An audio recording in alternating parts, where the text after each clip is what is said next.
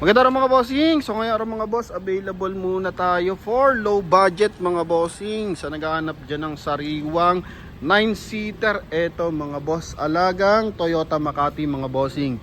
Galing sa first owner, tapos since birth, kumbaga pagkakuha sa kasa, doon nila pinaseservisan sa Toyota Makati. Original ang mileage nito mga bossing, no? So bagong service nga lang to sa Toyota Makati. Nagpalit lang sila ng unit mga boss. Ito po is isang Toyota Revo na 2003 model. Pakita ko sa inyo kung gaano kasariwa mga boss. Hindi to pinasariwa, talagang sariwa mga bossing, oh. Koldoro yung upuan. Tingnan mo naman yung ceiling yan mga boss. Oh, dashboard buong buo. Dito rin sa second row mga bossing. Oh, kisig mga bossing. Lamig ng aircon. Yan oh. Oh. Wala man lang kalundo-lundo yung kanyang ceiling mga boss. Then naka Goodyear tires to mga bossing. Yan. Oh. Buo yung kanyang mga taillight mga boss. Then mileage nito mga bossing 116,000 mga boss. Then sa papers eto, no, ito pala kanyang glove box. Yan. So service record niya ito, okay, noong January. So 2003 model, utility van, not indicated yung kulay niya. So, lithium kasi yung kulay mga boss. Pero, kisig, ha? Galing first owner mga boss. Ito yung makinang 7K na 2.0 mga bossing. So, dito mo tayo sa ating front area. Hanapan natin ng butas to mga boss. No? Kumbaga, ano mailalait natin dito. So, panalo to mga bossing kung dadalhin ng province o kahit Metro Manila kasi medyo maulan ngayon mga boss. So, high ground clearance to mga boss. Oh. Yan, so panalo to kapag gantong maulan ng panahon. Sa front grille, headlight, buo yan mga bossing, ha? Yan, then paglight buo rin. Okay, so wash over unit na to mga boss. Pero maganda yung pagkakatira mga bossing. Then sa gulong niya is naka R40 na mags. Yan, so Goodyear tires na 2022 ang series. Then dito sa likod Goodyear tires din na 2024 ang series. Makakapal pa lahat mga bossing. So nasubukan na ito ng mga tropa pits. So nakarating na ito ng Kibyang Tunnel mga boss. So nag-outing na mga bossing. Ginamit na ito pang outing. Yan o. May mga ano pa ha. Window, maayos pa mga boss. Okay, kulduro yung upuan. Yan. Aircon niya mga boss. Okay, so as in maayos. Wala pang lundo yung kanyang mga upuan mga bossing. Pati kanyang pinaka seal guard mga bossing. Sa ilaw, buong ilaw mga boss, walang basag. Okay, magkabilaan yan. Then dito mga boss, yun lamig ng aircon. Oh, ha? Ito naman yan mga boss. Linis. Walang basag mga bossing. Sa kabila din. Oh, sa Baguio marami na ito mga boss ha. Gantong Revo 7K ang makina. Then sa mga owner type Jeep, ito yung mga ginagamit ng makina. Ito seat cover mga bossing. Oh, Pulduroy din. Oh. As per sa ating mga tropa pits, buo yung mga seat cover, pwede pa magamit. Yan. So, pinalit lang dito is Toyota Fortuner mga bossing. Ito kabilang side, check natin yung window. Uy, maayos mga boss. Okay. Dito tayo sa driver side. Lambot naman na bela. Busina mga boss. Okay, dito lang sa stereo. Ito na lang siguro pinang malalait natin. Pero stock kasi mga bossing eh.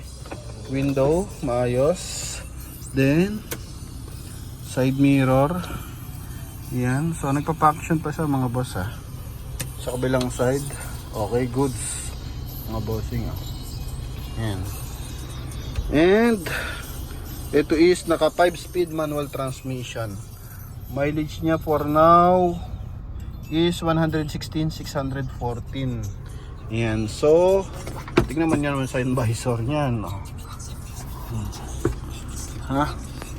Grabe. Oh. Okay. As in. Oh. Nahanapan natin ng ano, talagang wala mga boss. Pasensya na kayo. Napaka-kisig. Armrest. Na-detail na. Check na natin. Engine bay mga bossing ha. Yan, sa mga buyer na naghahanap ng ano mga boss. Yan o. Okay, goods. 2003 model yan ha. Oh. Okay, goods. Lamig ng aircon. So, all stock mga bossing. Silipin natin engine bay.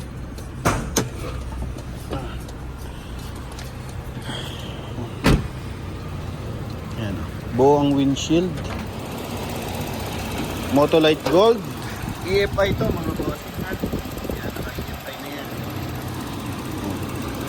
Pati dito mga buo-buo pa mga boss. May markings pa nga eh. Oh. Ayan oh. May mga markings pa. Tubig ng aircon mga boss. Oh. Kala mo nawasak kung pumatak ang tubig. Ayan. So maayos mga bossing. Yung chassis niya, unat na unat. Pino ng tunog ng makina mga boss. Ito yung carburetor type. Ayan. Sa hose niya mga bossing, kumpleto pa sa mga lock. Ayan. Ganda ng timing. Okay, so made in Japan mga boss. Ayan. So sa mga naghahanap dyan ng 9-seater na quality talaga, ito buo yung panel niyan. Ang lakas ng busina eh. Ganito lang pala kalaki yung busina. Oh. Buo yan mga bossing. Dito. Okay. So, engine displacement. Check natin. 7KE. Dito, 1.8 ang makina. So, clear natin mga bossing. 1.8 eh. So, sa papel, check natin yung papel. Yan o, 1.8 lang ang displacement. Ito yung tatag natin 7K mga boss. So hindi pala siya 2.0. Tama, 7K. Okay. Yan. So sa mga buyer natin nagkaka-interest, ito grill niyan, oh yan buo. Baka may laglag na grill eh mga boss. Yan. So kinis. Although na wash over na, napinturahan na, pero as in goods pa rin. Check natin sa papel. Wala kasi yung CR. Eh tinatawag pa sa tropa pitch, kaya akala ng idolize natin is 2.0. Yan. So may-ari is taga Makati rin mga boss. Yun, nabasa pa. Okay, so walang CR dito. Bagong service na mga bossing. Check natin, baka may naliligaw na CR. Sana meron. Puro OR lang eh. Yan. So yun, so mga interesado, clear na lang natin kung 2.0. Hindi natin sure kung nagpalit lang siya ng sticker dun sa taas eh. Okay. Pero most likely is ano pa, buo pa yung mga sticker niya. Kung original sticker yon, so tama ang makina na ito. 1.8 Denso. Toyota tama raw. Oh, bihira na may ganto. Yan. Okay. Wala kasi nakalagay dito mga boss. So yan mga bossing, sa mga interesado nating buyer para sa ating Revo. Dito sa mga side, Sa iba-iba eh, punit-punit na yan, malamang. Oh, kalakalawang na yan mga boss. Grabe. Oh, buong-buo pa yung kanyang ano. Goma. Dal! Dal! 1.8 sa pa, sa ano? 1.8. Ito, engine displacement dito. Double check nga natin sa papel ha. 2.0 nakalagay doon. Saan? Sa papel? Patingin ang papel. Yan, 2.0 sa papel. So, cleared natin mga boss. Yan, sa marunong sa engine, tulungan nyo nga kami dito mga boss. Hindi ko kasi malaman kung saan nakalakay yung indicator. Cylinder bolts. Repair. Wala naman dito. 7K. Tingin. Ay, ito. Pero hindi naman ano yun. 2.0. Mas kapirit pa rin siguro. Hindi dyan eh. Ito lang. Sa sticker lang. So yun mga boss. Sa mga bayan natin interesado. Linis to. Ating Toyota Revo na to mga boss. Ha? All original papers. Galing naman sa first owner. Then kasama na din dyan yung transfer of ownership mga boss. No? Yan. So, dahil kasama yung transfer. Kasama yung transfer mga bossing. So yun lang mga boss. Sa mga interesado, tawag na mga bossing. Kisig na ito mga boss. Ito yung lolo ng mga tama raw. Ngayong lumabas na 2025. So Revo mga boss. Thank you.